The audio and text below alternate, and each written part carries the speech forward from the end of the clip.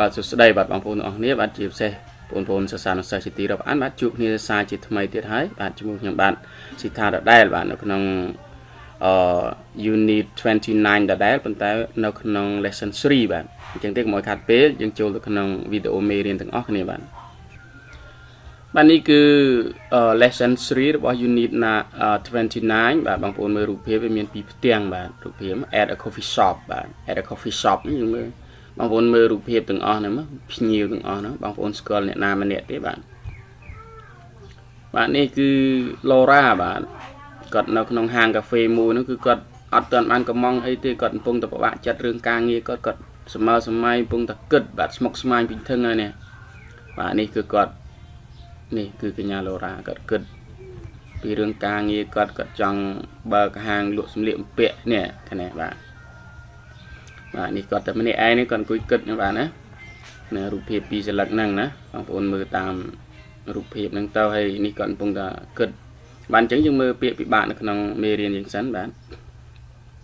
look at those people វាអត់ពិបាកទេបាទ they all have good job houses country គឺចេះហើយprobably បាទ probably បងប្អូនក៏ចេះដែរបាទប្រហែលបាទfeel sorry yourself អានេះក៏ដឹងតែចេះ sorry ប្រែថាទុកសោកប្រែថាសោកស្ដាយអីហ្នឹងបាទណាគេ depress បាទនេះពាក្យ depress នេះប្រែថាពិបាកចិត្តណាបងប្អូនបាទ depressed បាទ elevator បាទ elevator ក្លែងនេះប្រែថាចន្ទើយោងអាចដើរយោងឧទាហរណ៍ថាពេលដែលយើងចូលទៅក្នុងអាគារណាមួយយើងចង់ទៅជាន់ទី1ជាន់ទី2អញ្ចឹងណាបាទអានេះគេហៅ elevator ហ្នឹងគឺចន្ទើយោងបាទ offer បងប្អូនចេះម្ដងហើយប្រែថាផ្ដល់ឲ្យណាបាទ wonderful ហ្នឹងអស្ចារ្យបាទចេះហើយ realistic បាទ realistic នេះក៏ចេះដែរបាទប្រែថាប្រកបប្រជាបាទប្រកបប្រជា realistic យើងចេះម្ដងហើយណាបាទណាពាក្យណាទៀតបាទ typewriter គឺយើងចេះហើយអង់គ្លេសលេខហ្នឹងបាទ typewriter បាទនេះ real estate agent បាទ real estate agent ប្រែថាភ្នាក់ងារលក់ផ្ទះលក់ដីលក់អីខាងគេហៅអចលនទ្រព្យណាបាទ real estate agent ហ្នឹងបាទភ្នាក់ងារអចលនទ្រព្យបាទ real estate agent travel agent នេះភ្នាក់ងារទេសចរអ្នកងារធ្វើដំណើរហ្នឹងបាទ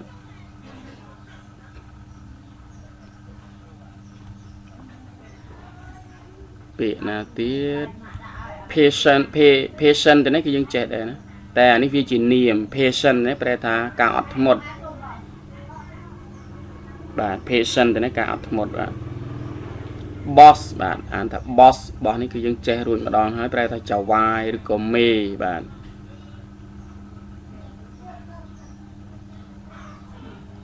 ពាក្យណា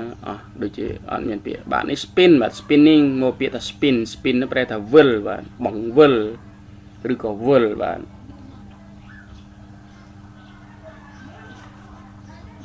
ហើយបាទនេះពាក្យមួយទៀតគឺ scared បាទ scared នេះប្រែថាភ័យខ្លាច scared បាទ scared ភ័យខ្លាចបាទអញ្ចឹងពាក្យបាក់យើងមានតិចដែរទេបាទអញ្ចឹងទេយើងអានទាំងអស់គ្នាតែម្ដងទៅបាទ at a coffee shop បាទ look at those people បាទនេះគឺជាសម្ដីរបស់ Laura គាត់គិតណាបងប្អូនបាទក្នុងការសម័យរបស់គាត់គិតទេណាបាទគាត់ចូលទៅក្នុងហាងកាហ្វេហ្នឹងគាត់មិនទាន់បានកំងអីទេគាត់ដូចតាគាត់សម័យគាត់ពិបាកចិត្តគាត់គិត look at those people they all have good jobs and houses in the country okay maybe all of them don't have houses in the country but they probably have more than you Laura stop it don't feel so sorry for yourself nobody likes to get out and look for a job I'm getting depressed again it's time for a change maybe I'll meet someone in an elevator and he'll offer me a wonderful job my worry will be over stop it Laura be realistic yes It's time for a change. I hate offices. I don't hate work. That's why I got a job with Crawford. But I don't like offices. I don't feel human in an office. I rather work with people than with files and typewriters. But how? I could be a real estate agent, a travel agent, anything. As long as it isn't boring. Cleary is going to law school. Crawford's son, what is his name? Michael. He wants to be an artist. Henry leads like his job. He doesn't like to do anything else. It is possible to be happy at your job. I could teach Spanish. No, I don't have the patience. I think I like to be my own boss. I like to sew. Maybe I could open a small dress shop. I wonder how much you need to start a shop. My head is spinning. I must be getting hungry. I'm tired too. Maybe I'm getting a cold. No, you're not getting a cold. You're just depressed and scared. A dress shop? I'll have to think about that. Waiter would you like to order now? Bà cái internet show pre an tha show បងណាបងប្អូនបាទ show នេះយើងប្រែថានឹងកាលពាក្យផ្លេចប្រាប់ពាក្យ show ទៅនេះយើងប្រែថាកាត់ដេបងប្អូនដូចថាដេប៉ាក់ដេអីកាត់ដេអីណាបាទខាងផ្នែកកាត់ដេសម្លៀកពាក់បាទ show អានថា show ទៅណាបាទអញ្ចឹងទេបងប្អូនយើងចាប់ផ្ដើមប្រែតែម្ដងទៅបាទមកខាត់ពេលយូរបាទព្រោះពាក្យពិបាកវាមានមិនច្រើនដែរទេបាទប៉ុន្តែអត្ថបទយើងវារៀងវែងណាបាទបានអញ្ចឹងយើងប្រែតែម្ដង at a coffee shop បាទនៅឯហាងកាហ្វេមួយបាទនៅក្នុងហាងកាហ្វេមួយបាទអញ្ចឹងនេះជាសិតតែជាសម្ដីរបស់ Laura គាត់គិតទេ look at those people ថា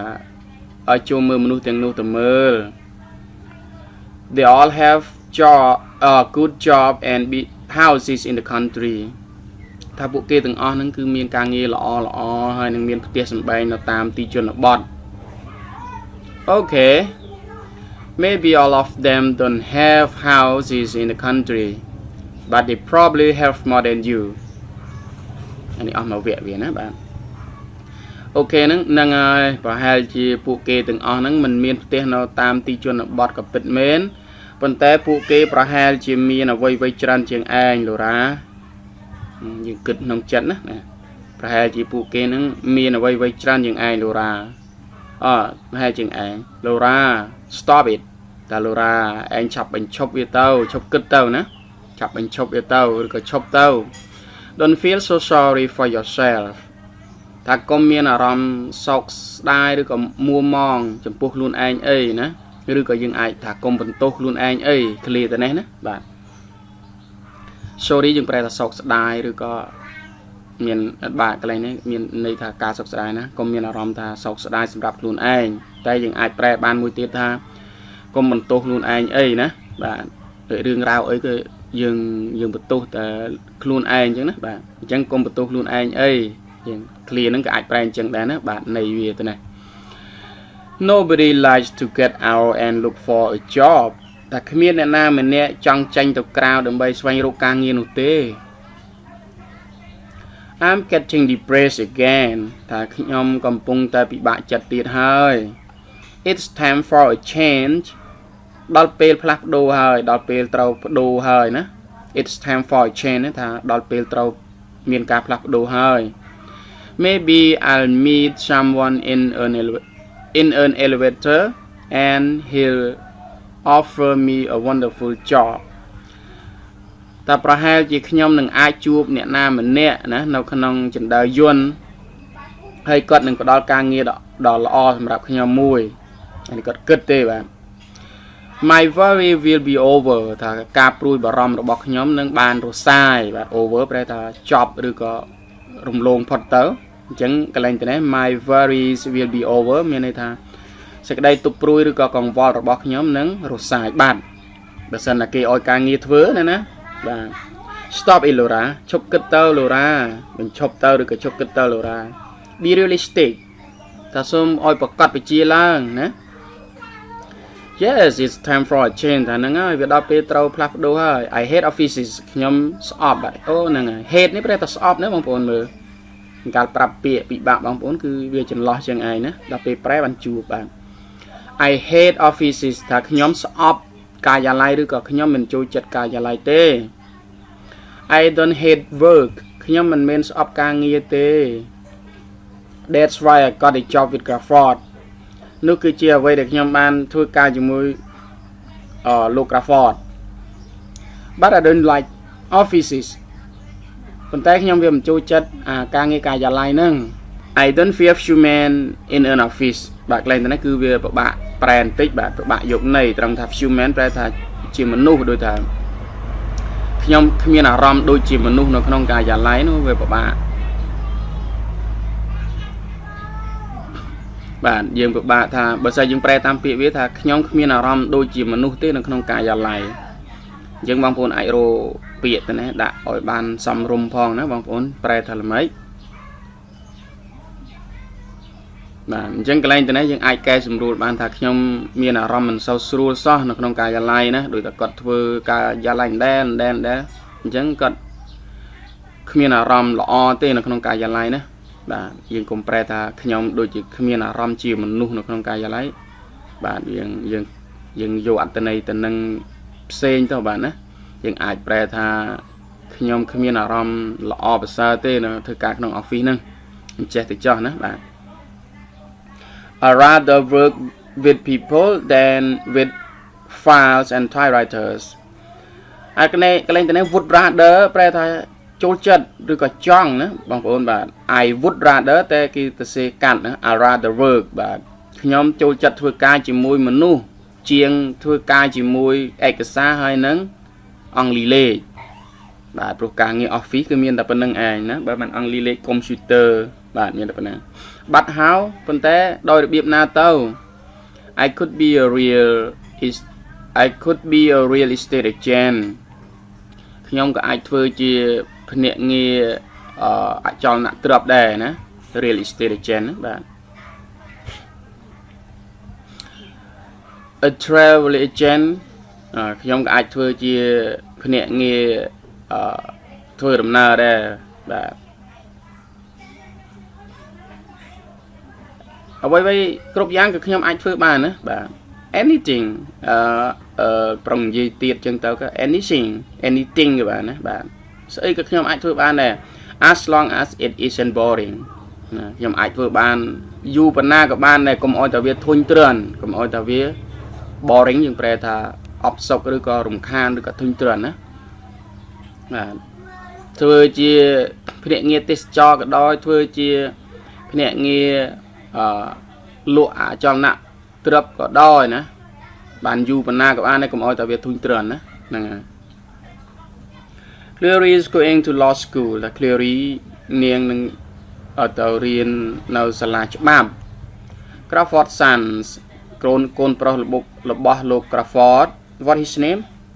ឈ្មោះអីចេះបាទក៏របៀបរនឹកណាកូនប្រុសរបស់លោក Crawford what his name Michael ចឹងណាកូនប្រុសរបស់លោក Crawford ហ្នឹងឈ្មោះអីចេះMichael ហ្នឹងហើយ Michael he wants to be an artist គាត់ចង់ធ្វើជាវិចិត្រករឬក៏ជាងគំនូរ Henry Lee like his job Henry Lee ក៏ចូលចិត្តការងាររបស់គាត់ដែរ he doesn't like to do anything else គាត់អត់ចង់ធ្វើអីផ្សេងទៀតទេ L នេះអ្វីផ្សេងទៀតណាបាទ It's possible to be happy at your work at your job ถ้าវាត្រឹមត្រូវហើយដែលសប្បាយចិត្តជាមួយការងារខ្លួនឯងនោះបាទណា possible យើងអាចថាទៅរួចវាគឺទៅរួចដើម្បីសប្បាយរីករាយនៅការងាររបស់អ្នកណាយើងប្រែតាមពាក្យវាអញ្ចឹងវាពិបាកណាអញ្ចឹងយើងសម្រួលវាទៅណាវាត្រឹមត្រូវហើយដែលសប្បាយចិត្តជាមួយការងារខ្លួនឯងណា I could teach Spanish ខ្ញុំក៏អាចបង្រៀនភាសាអេស្ប៉ាញបានដែរ No I don't have patience អត់ទេព្រោះខ្ញុំអាចបង្រៀនបានទេដោយសារតែខ្ញុំមិនមានការអត់ធ្មត់ ច្រើនទេណា I think I like to be my own boss ខ្ញុំគិតថាខ្ញុំគួរតែធ្វើជាចវាយខ្លួនឯងធ្វើជាម្ចាស់ការខ្លួនឯងណាខ្ញុំចង់ធ្វើជាម្ចាស់ការខ្លួនឯង I like to sew ខ្ញុំចូលចិត្តដេរកាត់ដេរ Maybe I could open a small dress shop ប្រហែលជាខ្ញុំអាចបើកហាងលក់សម្លៀកបំពាក់តូចមួយបាទនេះដូចក្នុងរូបភាពចឹងណាបាទ I wonder how much you need to start a shop ខ្ញុំចង់ដឹងឬក៏ខ្ញុំឆ្ងល់ឬក៏ចង់ដឹងថាតើឯងបើកហាងតូចបើកហាងមួយនេះចំណាយអស់ប្រមាណណា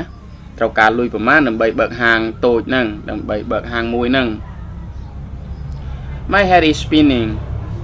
ខួរក្បាលខ្ញុំវិលអស់ហើយចឹងនិយាយចេះណា spinning ប្រែថាវិលឬក៏បងវិលក្បាលរបស់ខ្ញុំខួរក្បាលរបស់ខ្ញុំគឺវិលអស់ហើយណា I must be getting hungry ខ្ញុំក៏គួរតែឃ្លានហើយដែរ I'm tired too ខ្ញុំក៏អស់កម្លាំងក៏នឿយហត់ដែរ Maybe I'm catching a cold ប្រហែលជាខ្ញុំផ្ដាសាយហើយណាប្រហែលជាខ្ញុំគ្រុនផ្ដាសាយហើយ No you're not getting a cold ទេឯងមិនអាចគ្រុនផ្ដាសាយបានទេណា You just depressed ឯងគ្រាន់តែពិបាកចិត្តប៉ុណ្ណោះ and scared ហើយនឹងមានការភ័យខ្លាចណា a dress shop ហាងលក់សម្លៀកបំពាក់ I'll have to think about that ខ្ញុំត្រូវតែគិតពីរឿងនេះបាទគាត់និយាយខ្លួនគាត់អីគាត់ណាបាទអញ្ចឹងដល់គិតច្រើនយូរទៅអ្នកបម្រើគាត់ថា Would you like to order now តើអ្នកនាងចង់កំងអីញ៉ាំឥឡូវនេះទេបាទអញ្ចឹងបាទនេះបងប្អូនមើលរូបភាពពីខាងដើមអញ្ចឹងដូចខ្ញុំបង្ហាញអញ្ចឹងបាទគាត់កំពុងពិបាកចិត្តមើលគាត់គិតបាទក្នុងអត្ថបទនេះមានតែប៉ុណ្្នឹងឯងណាបាទមានចងល់ឬក៏ប្រែកន្លែងណាមិនទាន់ឬក៏យ៉ាងណាបងប្អូនអាច comment នៅក្រោមវីដេអូនេះបានណាបាទអរគុណបាទសម្រាប់ការទស្សនាវីដេអូតាំងពីដើមរហូតដល់ចប់បាទសម្រាប់ពេលនេះខ្ញុំបាទ Sitha សូមអរគុណសូមជម្រាបលាបាទ